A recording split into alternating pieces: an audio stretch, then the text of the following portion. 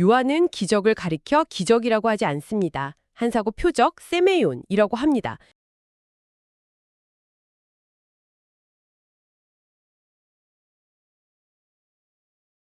안녕하세요. 오늘 저희가 함께 살펴볼 자료는 주일 설교인데요. 신앙생활에서 기적이 갖는 의미, 특히 요한복음에 나오는 예수님의 기적들을 중심으로 한번 깊이 들어가 보려고 합니다. 오늘 이 설교 내용을 통해서 우리가 아는 그 기적과 표적이라는 게 어떻게 다른지, 또 그 차이가 여러분의 믿음 여정에 어떤 새로운 생각을 던져줄 수 있을지 같이 한번 풀어가 보시죠. 네, 이게 참 흥미롭기도 하고 또 많은 분들이 공감하실 만한 그런 주제인 것 같습니다. 사실 살면서 내 힘만으로는 좀 버겁다 느낄 때 어떤 초월적인 도움, 그러니까 기적 같은 걸 바라면서 신앙을 갖게 되는 경우 적지 않죠? 근데 오늘 자료는 딱 거기서 시작해서 한 걸음 더 나아가게 하는 질문을 던져요. 우리가 신앙 여정에서 겪는 그 경험들이 단순히 그냥 놀라운 사건, 그 이상을 가리키고 있다면 과연 그게 뭘까 하는 거죠. 맞아요. 설교에서도 딱 그 지점을 짚고 시작하죠. 사람들이 종교를 찾는 이유 중 하나가 내 능력만으로는 세상을 살 수 없을 것 같습니다. 이런 현실 인식.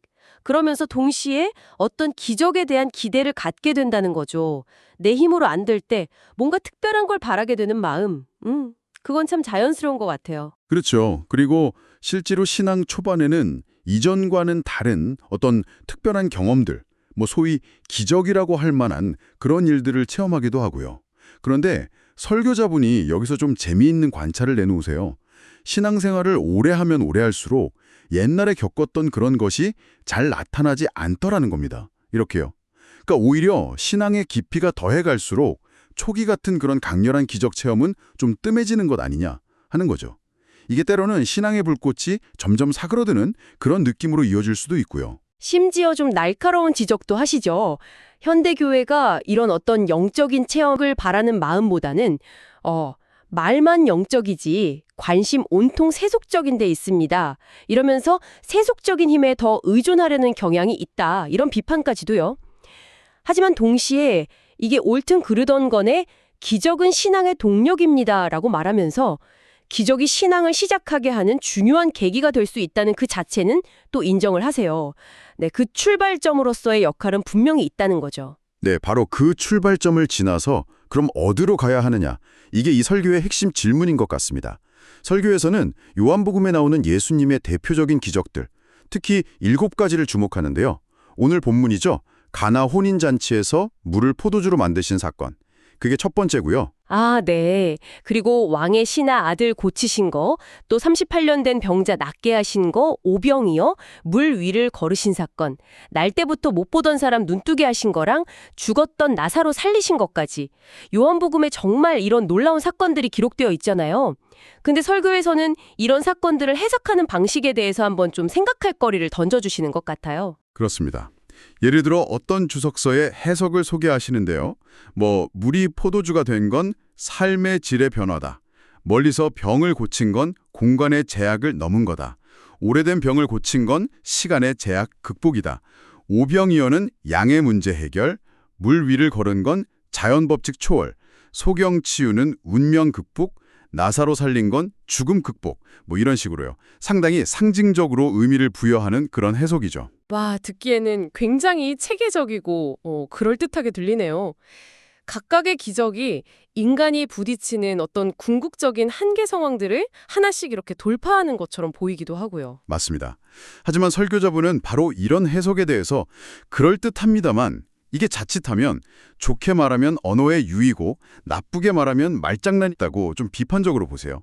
물론 그 사건들이 인간의 한계를 건드렸다는 점에서는 의미가 있지만 그것만으로는 좀 부족하다는 거죠. 더 근본적인 질문으로 나아가야 한다고 보시는 거예요. 그 근본적인 질문이라는 게 바로 그거죠. 그 일이 지금 나와 무슨 상관이냐는 거예요. 네, 2000년 전에 갈릴리오에서 일어난 그 놀라운 일이 오늘을 사는 나의 삶과 도대체 어떤 실제적인 관계가 있느냐, 이 질문이군요. 아무리 대단한 사건이라도 지금 나와 상관없으면 그냥 옛날 이야기일 뿐이니까요. 정확합니다. 그래서 설교는 상징 그 너머의 실제를 찾으려 해야 하고 또 보아야 합니다. 라고 강조해요. 과거의 사건이 그냥 교훈이나 상징으로만 머무는 게 아니라 나의 실제적인 삶을 건드릴 수 있는가? 이 문제입니다. 라고 말하면서 현재 내 삶에 진짜 영향을 미치는 실제가 되어야 한다는 거죠. 여기서 이제 아주 중요한 개념이 등장합니다. 네, 바로 그거요. 요한복음 저자가 예수님의 이런 놀라운 일들을 기록할 때 우리가 보통 생각하는 기적이나 능력, 헬라어로는 뒤나미스죠. 이 말 대신에 표적, 헬라어로는 세메이온이라는 단어를 의도적으로 골라서 썼다는 점. 설교자분은 이걸 요한은 기적을 가리켜 기적이라고 하지 않습니다. 한사고 표적, 세메이온이라고 합니다. 이렇게 딱 잘라 말씀하시더라고요. 이 차이가 왜 그렇게 중요한 걸까요? 이 구분이 정말 이 설교 전체를 꿰뚫는 열쇠라고 할 수 있습니다. 표적, 즉 세메이오는 말 그대로 무언가를 가리키는 표시나 사인이란 뜻이거든요. 설교에서 드신 비유가 아주 딱인데요. 바로 교통 표지판 비유예요. 우리가 고속도로에서 부산 100km 표지판을 보면 그 표지판 자체가 부산은 아니지 않습니까? 그렇죠. 그 표지판은 우리에게 부산이라는 목적지를 가리켜 보여주는 역할을 하죠. 마찬가지로 예수님의 표적은 그 사건 자체의 놀라움, 그게 최종 목적이 아니라는 거예요. 그 사건을 통해서 뭔가 더 중요하고 본질적인 것을 가리키고 있다는 거죠. 표적이란 말은 기적이라고 해서 기적이 아니라는 겁니다. 다른 무엇을 가리키는 표시다. 그것이 목적은 아니다. 이 설명이 딱 그 의미예요. 아, 그렇군요. 다른 복음서들, 마태, 마가, 누가복음에서도 세메이온이란 단어가 쓰이긴 하지만 요한복음처럼 이렇게 일관되게 그리고 기적을 대신하는 용도로 쓰이지는 않았다는 설명도 되게 흥미로웠어요. 주로 바리새인들이 예수님한테 표적 보여달라고 할 때처럼 좀 부정적인 맥락에서 쓰이거나 아니면 그냥 미래의 징조 정도로 번역되기도 했다고요. 오히려 기적 그 자체를 긍정적으로 표현할 때는 능력, 디나미스라는 단어를 더 많이 썼다는 거고요. 바로 그겁니다. 요한은 왜 굳이 더 강력해 보이는 능력이란 말 대신에 어찌 보면 좀 약해 보일 수도 있는 표적이란 단어를 고집했을까? 설교에서는 그 이유를 기적을 행하는 것 자체가 예수님의 목적은 아니었다는 거예요 라고 풀이해요. 사람들은 당장 눈앞에 놀라운 현상에 마음이 쏠리기 쉽지만 요한은 그 현상이 가리키는 더 깊은 진실, 그러니까 목적지로 우리의 시선을 돌리고 싶었다는 거죠. 표적은 그 목적지로 가는 이정표와 같다는 겁니다. 와, 이런 관점에서 보니까 요한복음의 첫 번째 표적인 가나 혼인잔치 이야기가 정말 새롭게 다가오네요. 처음에 어머니 마리아가 포도주 떨어졌다고 했을 때 예수님 반응이 좀 의외잖아요. 여자여 나와 무슨 상관이 있나이까 내 때가 아직 이르지 아니하였나이다. 이 말씀만 딱 보면 포도주 만드는 그 기적 자체가 예수님이 생각하시는 당신의 본질적인 사명이나 때, 십자가나 부활 같은 더 큰 사건을 의미하겠죠? 그것과는 직접적인 관련이 없어 보이기도 하고요. 그렇죠. 그런데 왜 예수님은 결국 물을 포도주로 바꾸셨을까? 설교는 요한복음 2장 11절 그 결론 구절에 주목하죠. 예수께서 이 첫 표적을 갈릴리 가나에서 행하여 그의 영광을 나타내심에 제자들이 그를 믿으니라. 여기서 키는 제자들이 그를 믿으니라 이 부분이에요. 즉, 이 사건의 진짜 수혜자들은 잔치 손님들이라기보다는 이제 막 예수를 따르기 시작해서 아직 믿음이 좀 어렸던 제자들이었다는 거죠. 설교잡은 표현을 빌리면 이 기적은 제자들의 믿음이 요 정도였는데 요 정도까지 끌어올릴 수 있는 그런 기회였다는 거예요. 아, 제자들의 믿음을 위한. 네, 제자들의 믿음을 돕기 위한 표적으로서 기능했다는 해석이죠. 그렇다면 목적이 아닌 것을 추구하지 말고 목적을 추구해야 합니다. 설교자분의 이 강조가 더 와닿네요. 기적은 필요하다면 신앙 여정에서 만날 수 있는 이정표이지 목적지 자체는 아니라는 거군요. 정확히 그렇습니다. 그럼 그 모든 표지판들이 궁극적으로 가리키는 최종 목적지는 무엇인가? 설교는 아주 단호하게 말해요. 그것은 바로 하나님을 아버지로 아는 것이라고요. 누가복음에 나오는 12살 소년 예수님 이야기 있잖아요. 성전에서 부모님 걱정시키고 하셨던 말씀, 내가 내 아버지 집에 있어야 될 줄을 알지 못하셨나이까? 이걸 인용하면서 예수님한테 최고의 가치는 다른 무엇도 아니고 바로 하나님 아버지와의 관계였다는 걸 다시 한번 떠올리게 하죠. 이게 어쩌면 설교 전체를 정말 관통하는 핵심 메시지인 것 같습니다.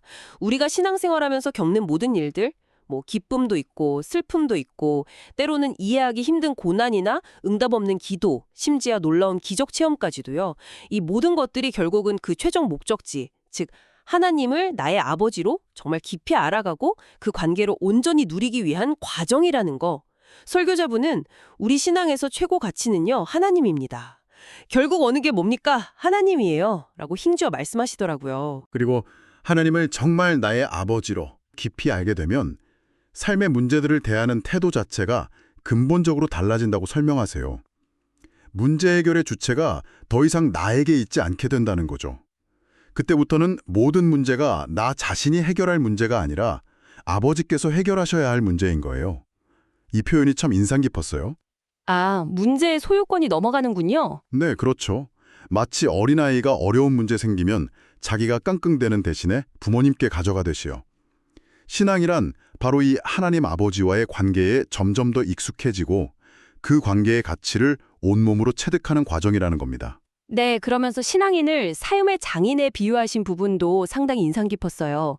예를 들어 목공장인이 나무의 성질이나 도구 다루는 법에 완전히 통달해서 어떤 법칙 안에서 오히려 더 자유롭게 작품을 만들어내잖아요.